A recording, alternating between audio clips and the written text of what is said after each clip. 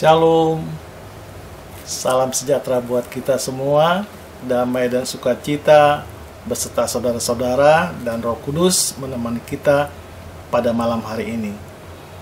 Pada malam hari ini kita mau mendengar sabda Tuhan dan merenungkannya. Sebelumnya kita berdoa bersama-sama terlebih dahulu. Bapa kami yang di surga, Bapa yang baik, Bapa yang kami kenal di dalam nama Tuhan Yesus Kristus. Terima kasih ya Tuhan atas perkenan Tuhan pada malam hari ini. Kami boleh mendengar firman Tuhan dan merenungkannya. Bukakan hati dan pikiran kami agar kami mengerti isi firman Tuhan. Ampuni akan salah kami ya Tuhan, agar kami dilayakkan pada malam hari ini untuk mendengar sabdamu yang kudus. Di dalam nama Tuhan Yesus Kristus, kami sudah berdoa dan mengucapkan syukur. Amin.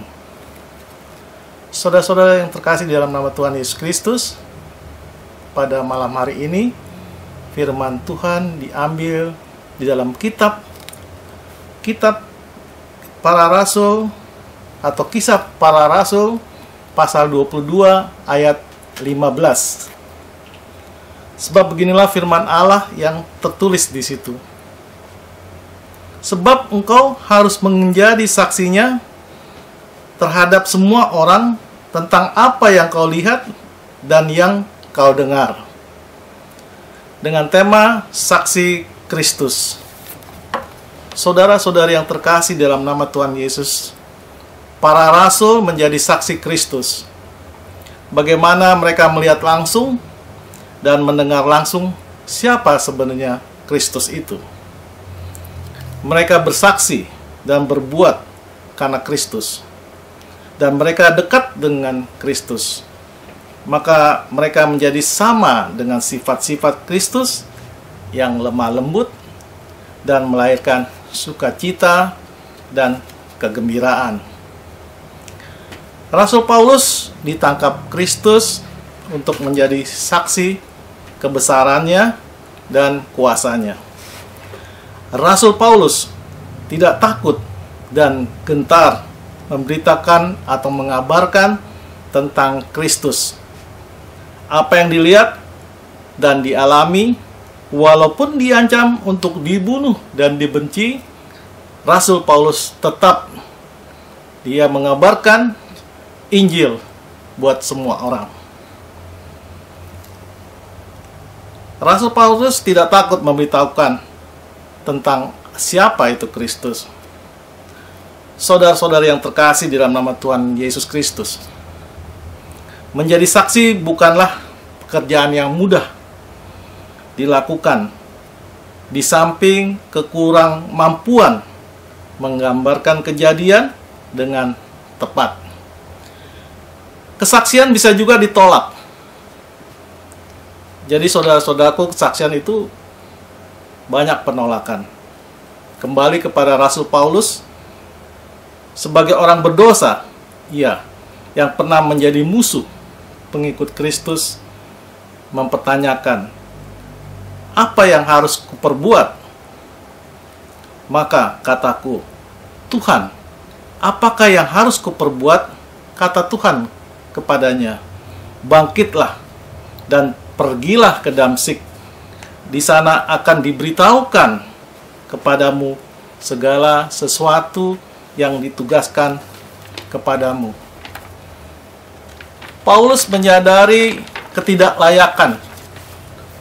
Namun Allah yang kaya karunia mengaruniakan kemurahannya memperlengkapi kelemahan Paulus. Saudara-saudari yang terkasih, mereka yang dipilih Tuhan untuk mengetahui kehendaknya diperlengkapi dengan rupa-rupa karunia.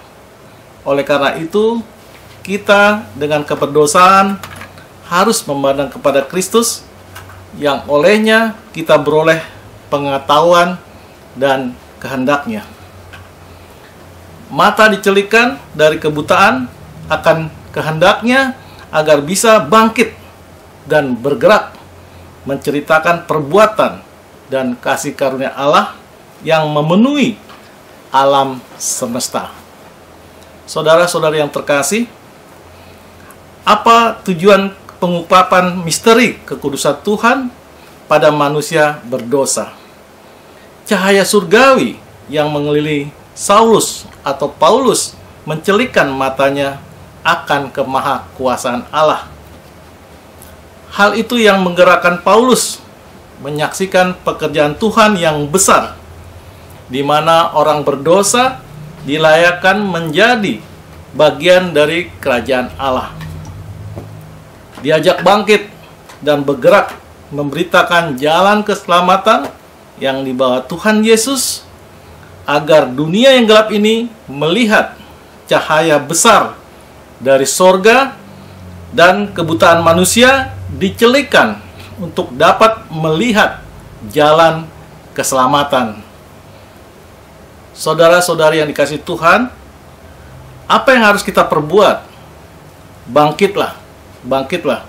Jadilah saksi Kristus yang setia kepada semua orang tentang apa yang kita lihat dan kita rasakan dan alami bersama Kristus yang baik. Jadilah saksi Kristus. Kesaksian yang kami atau kita alami adalah yang begitu jahat kita dan tidak layak ini dikasihi menjadi seorang saksinya, bahkan boleh menjadi hambanya yang memberitakan kabar baik bagi semua orang yang membutuhkan. Saudara-saudari yang terkasih, pada malam hari ini, apakah kita yang siap menjadi saksi Kristus? Jika iya, kita harus siap atau mempersiapkan diri untuk dibenci atau dikecilkan oleh dunia ini. Amin. Demikianlah renungan pada malam hari ini. Kita tutup di dalam doa.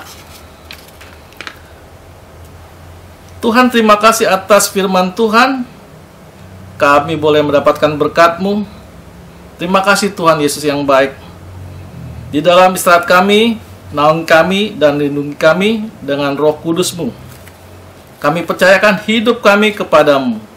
Ampuni akan kesalahan kami ya Tuhan, kami orang yang berdosa ini.